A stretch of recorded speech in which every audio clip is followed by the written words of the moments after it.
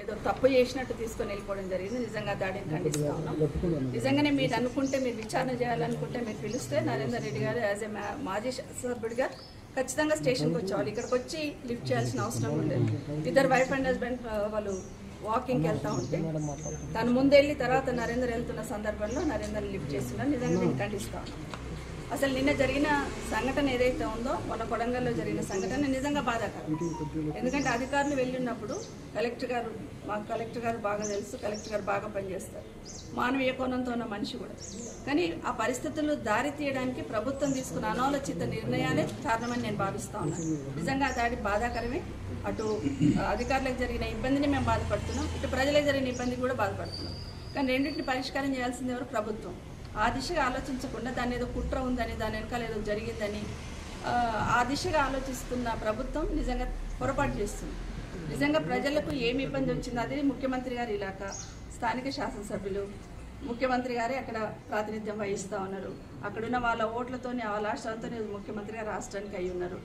మీ ఇలాకాలో మీ ప్రజలు ఇబ్బంది పడుతున్నప్పుడు దేనికి బాధపడుతున్నారు, ఏం కావాలి వాళ్ళకు అనేది భరోసా కల్పించాల్సిన బాధ్యత ఎవరి మీద ఉంటుంది? గౌరవ ముఖ్యమంత్రి గారి మీదనే ఉంటుంది.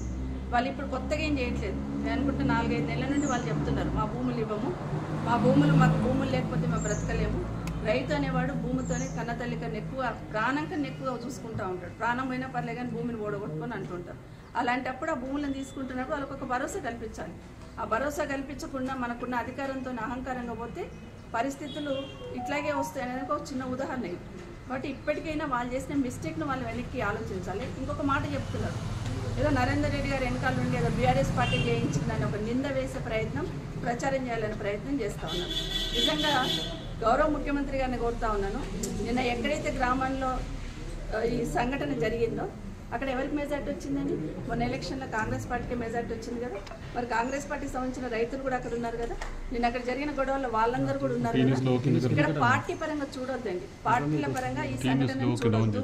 నిజంగా ప్రజలు ఎందుకు బాధపడ్డారు, ఎందుకు రోడ్డు పైకి వచ్చారు, ఎందుకు అధికారులను నిలదీశారు అనేది ఖచ్చితంగా ఆ దిశగా ప్రభుత్వం ఆలోచించాలి. ఆ దిశగా ప్రజలకు భరోసా కల్పించే ప్రయత్నం చేయాలి. అది వదిలేసి బీఆర్ఎస్ పార్టీని బదలాం చేయాలనో ఏదో ఒక రకంగా చేయాలని ఈరోజు నరేందర్ రెడ్డి గారిని అరెస్ట్ చేయడం జరిగింది. దాన్ని ఖండిస్తూ ఉన్నాం. ఇప్పటికైనా ప్రభుత్వం పద్ధతి మార్చుకోవాలి. నరేందర్ని అరెస్ట్ చేసి భయభ్రాంతులకు గురి చేస్తే సైలెంట్ అయిపోతారేమని ఆలోచిస్తున్నారేమో ముఖ్యమంత్రి గారు. ఎట్టి పరిస్థితులలో రాష్ట్రంలో ఎక్కడ ఏ చిన్న సమస్య ఉన్నా, ప్రజలు ఇబ్బందులు పడుతూ ఉన్నా ప్రజల గొంతుగా బీఆర్ఎస్ పార్టీ అవుతుంది. ఖచ్చితంగా ప్రశ్నిస్తూనే ఉంటాం. ఉదాహరణకి నిన్న నేను వెళ్ళాను, నా నియోజకవర్గంలో ఒక రోడ్ వేస్తూ ఉన్నారు 4th సిటీకి. ఆ రోడ్ అవసరం లేదు, 3 రోడ్లు ఉన్నాయి ఆల్రెడీ. అందులో ఆ సిటీకి ఆడున్న కేసీఆర్ గారు అక్వైర్ చేసిన 14,000 ఎకరాల ల్యాండ్ అక్కడ ఉంది.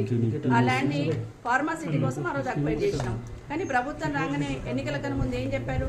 ఫార్మా సిటీ మేము పెట్టాం, ఇక్కడ అవసరం లేదు, ఇక్కడ కాలుష్యం వస్తుంది, ఇక్కడ ప్రజల ఆరోగ్యాలు పాడైతే మేము ఇక్కడ పెట్టాము, మీరు అక్వైర్ చేసిన 15,000 ఎకరాల భూమిని మేము రాగానే మీకు రైతులకు ఇచ్చేస్తామన్నారు. మరి 11 నెలలు అవుతుంది కదండి ముఖ్యమంత్రి గారు. కాంగ్రెస్ పార్టీ అధికారంలోకి రాగానే ఫార్మా సిటీ మీద అక్వైర్ చేసిన 15,000 ఎకరాలకు ల్యాండ్ని రైతులకు ఇస్తామన్నారు. ఎప్పుడు ఇస్తారు? ఇక్కడ ఫార్మా వేస్తేనేమో పొల్యూషన్ వస్తుంది, ఇక్కడ ఫార్మా వేస్తే ఇక్కడ ఉన్న ప్రజలందరూ ఆరోగ్యాలు పాడైతాయి, కానీ ఇక్కడ ఫార్మా వేయము అన్నారు. మరి ఇక్కడ ఫార్మా వేయనప్పుడు రాష్ట్ర వ్యాప్తంగా 20 క్లస్టర్లలో ఫార్మా కంపెనీలు ఏర్పాటు చేస్తామంటున్నారు. ఇది ఎక్కడ వితండవాదము? ఒక దగ్గరేమో ప్రజల ఆరోగ్యాలు పాడైపోతే ఇక్కడ వేయమంటున్నారు, అక్కడేమో వేస్తామంటున్నారు. మళ్ళీ ఇక్కడ వేయమని చెప్తూనే కోర్టుకు మాత్రం మళ్ళీ ఫార్మాసిటీ ఇక్కడ ఏర్పాటు చేస్తాం ముచ్చలని అంటున్నారు. అసలు మీకు క్లారిటీ ఉందా? ప్రభుత్వానికి క్లారిటీ ఉందా? ఎక్కడ ఫార్మాసిటీ ఏర్పాటు చేస్తున్నారు? అసలు మరి ఫార్మాసిటీకి అక్వైర్ చేసిన ల్యాండ్స్లో 14,000 ఎకరాలు మీరు వెనక్కి ఇస్తామన్నారు కదా. ఒకరో ఇద్దరు కాదు, కాంగ్రెస్ పార్టీ నుండి ఎన్నికలప్పుడు అష్యూరెన్స్ అదే, 14,000 ఎకరాలకు సంబంధించిన రైతులకి మీకు వెనక్కి ఇస్తామన్నారు. ఈరోజు ఇబ్రాహీంపట్నం కానీ మహేశ్వరం నియోజకవర్గం కానీ ఈ 2 నియోజకవర్గాలకు సంబంధించిన రైతులు అక్కడ ఉన్నారు.